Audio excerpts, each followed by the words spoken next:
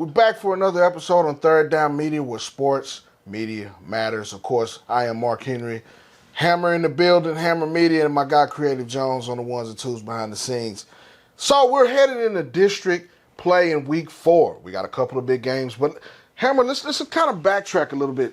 We're starting to see the cream rise to the top a little bit. We're starting to see, some of the heavyweights kind of shake out. We're through a quarter of the season real quick. We're in week 4. Week 4 already. But some of the games in this week kind of tipped the scales to showing that, hey, these guys are going to be relevant when it comes to making a playoff. And when you say tipping the scale, I'm not a huge, it's nothing huge, but you see it coming, right? Right. A touchdown here, a point here, yes. But definitely this week is where we saw some really good, two really good teams match up, and it wasn't a blowout. Right. It was either one could have won it in the last minutes of the game. So I like to see that, though. But I think it's a flip of the coin almost, if you will. These teams are so closely and evenly matched up. It's a penalty here. It's a turnover here. It's a little different than last year. Absolutely. When you have a team that went 16-0 right. and was beating DeSoto and Duncanville, which they wasn't supposed to do. Right.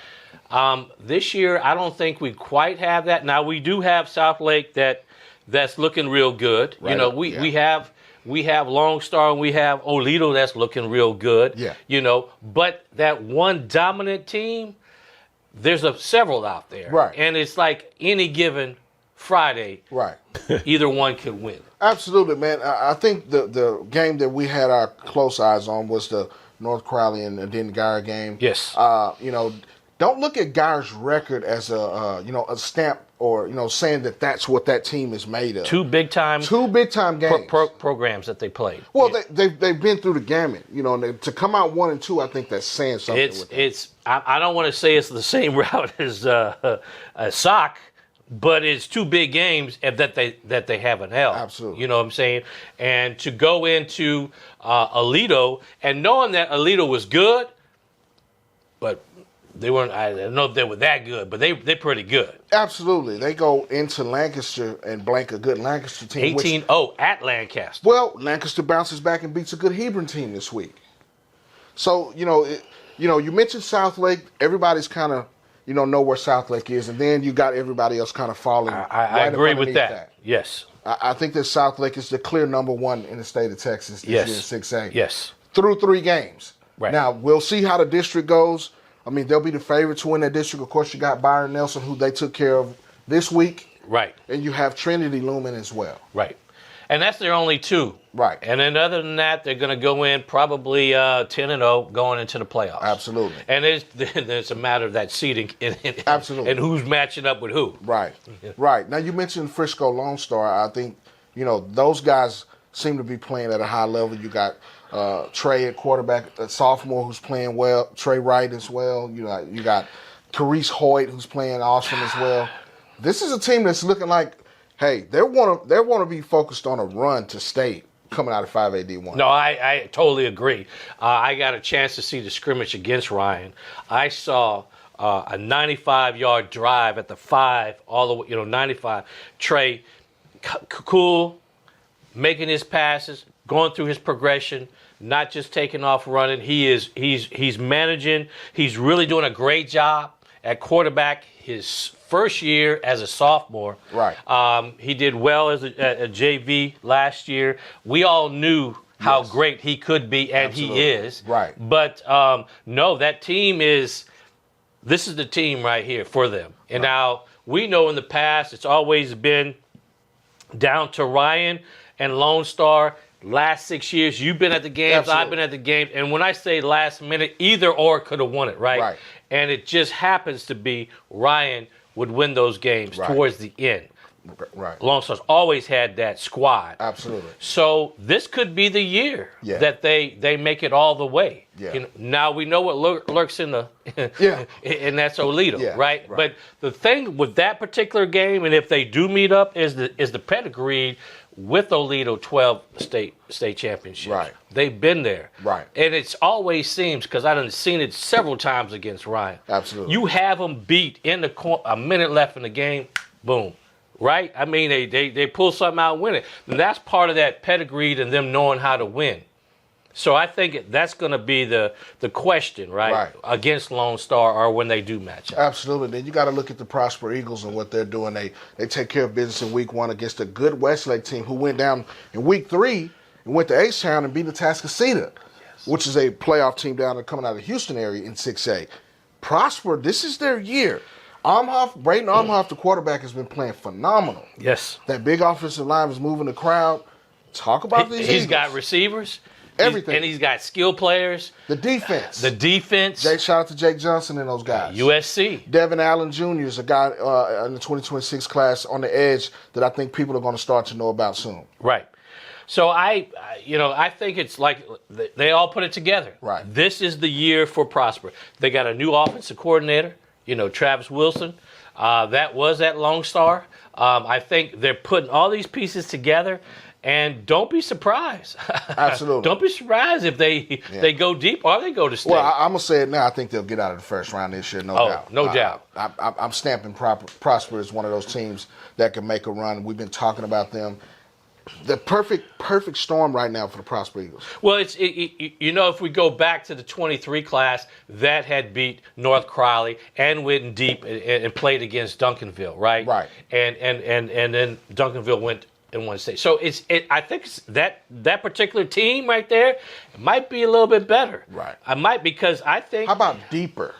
I think so. Yeah. I think so. Yeah. They are deeper. Right. They are deeper. So, no, but there's a lot of teams out there that are, like you said, are starting to separate.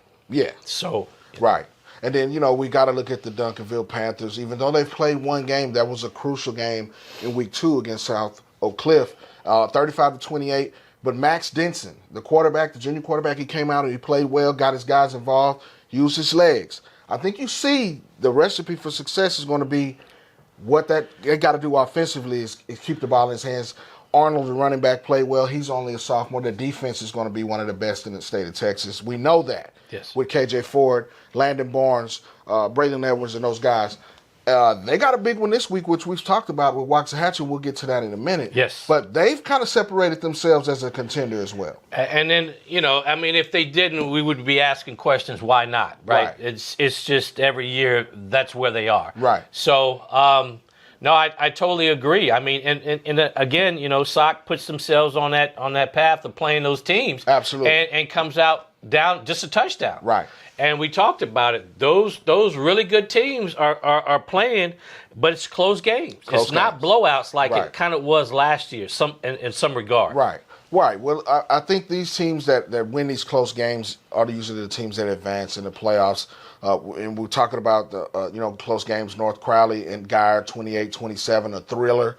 North Crowley was behind in all of the games this year that they've played. That includes DeSoto.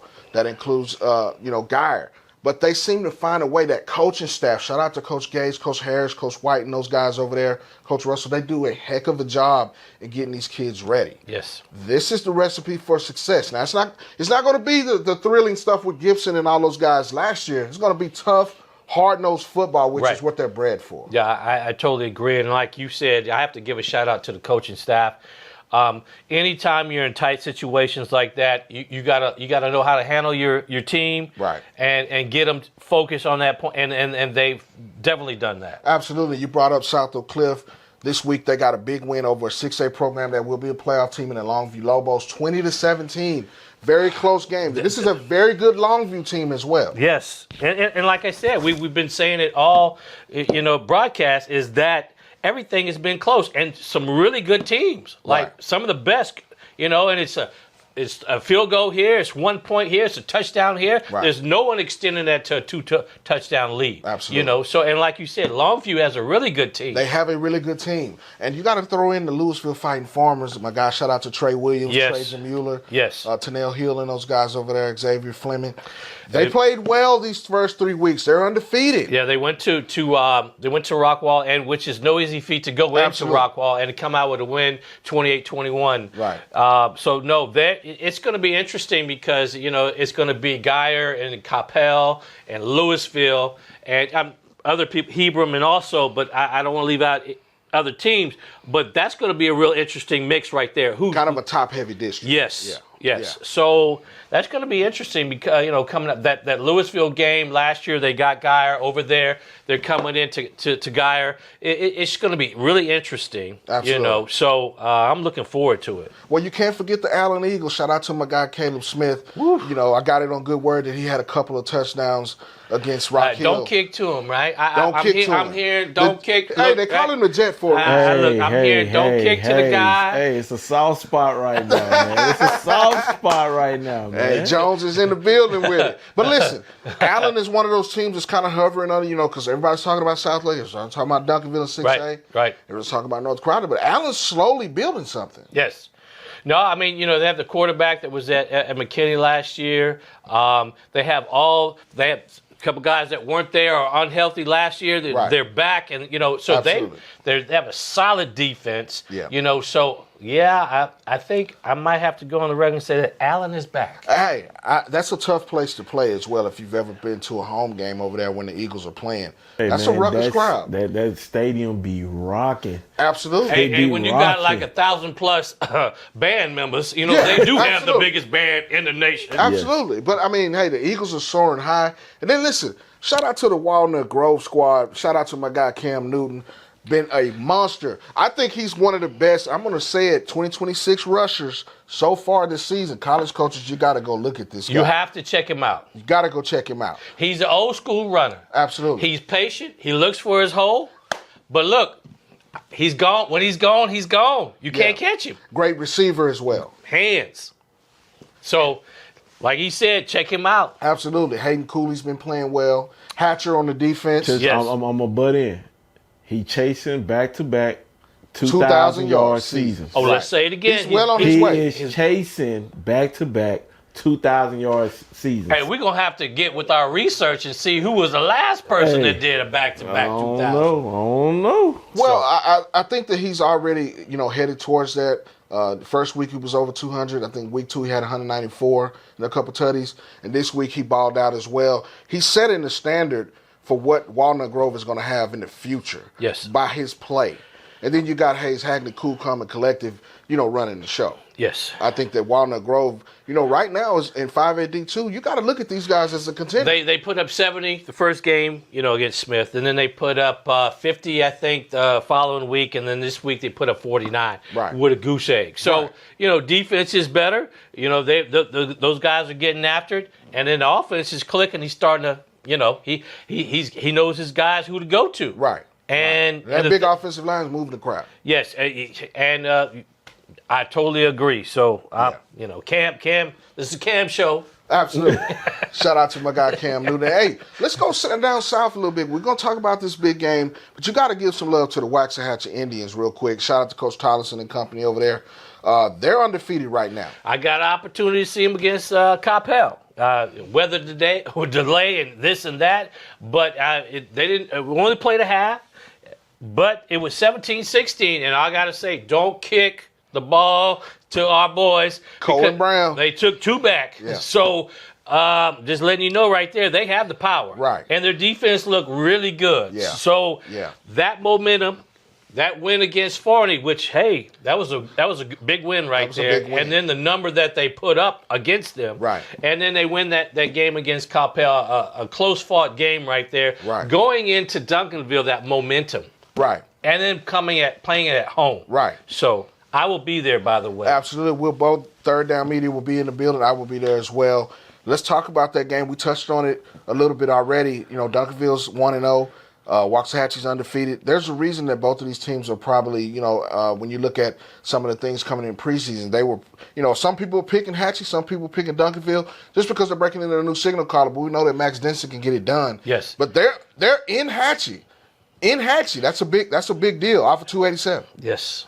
Yeah. So I want to go with the lie because Coach last week I was in the locker room and the line was with Coppell, let's bring him in the deep. Let's drown him. Let's bring him. Right. He said, I got news. A news flash. We can swim. We can swim. So I love that line right there. Well, Coach Tollison is a defensive guy by heart. Let's talk about those guys on defense. Cedric Marsh Jr., Camilo Clausen up front, Jaquan Snell, Tollison in the middle. These guys can play with anybody. They've proven that. Yes. You got a two-way player, Cohen Brown, that's playing corner and safety. Two-way. And wide receiver. He will press you. He'll get up on you. Right. Yes. Jordan Smith on the offensive side. That offensive line for Hatchie hadn't got talked about a lot. No, they're big. Right. They're big on both sides of the ball, their line. So I was impressed. I was impressed because, Coppell has a good team. Absolutely. And they were it was a physical game. Absolutely. So I'm looking forward to this Friday going down. It'll be my first time going to Waxahachie and seeing, because I wanted to experience that whole atmosphere. Yes. And especially when Duncanville's in town. Yes. So, this is going to be a big game. Third Down Media will be in the building for this one. It's going to be a slugfest. 11-6-8. District play is here in the state of Texas. It's about to go down, man. Yes. But listen, for Third Down Media, I am Marc Henry, where sports media matters. We're going to hit you in the head 3 times. 3 times. 3 ways. Third Down Media. put you to sleep.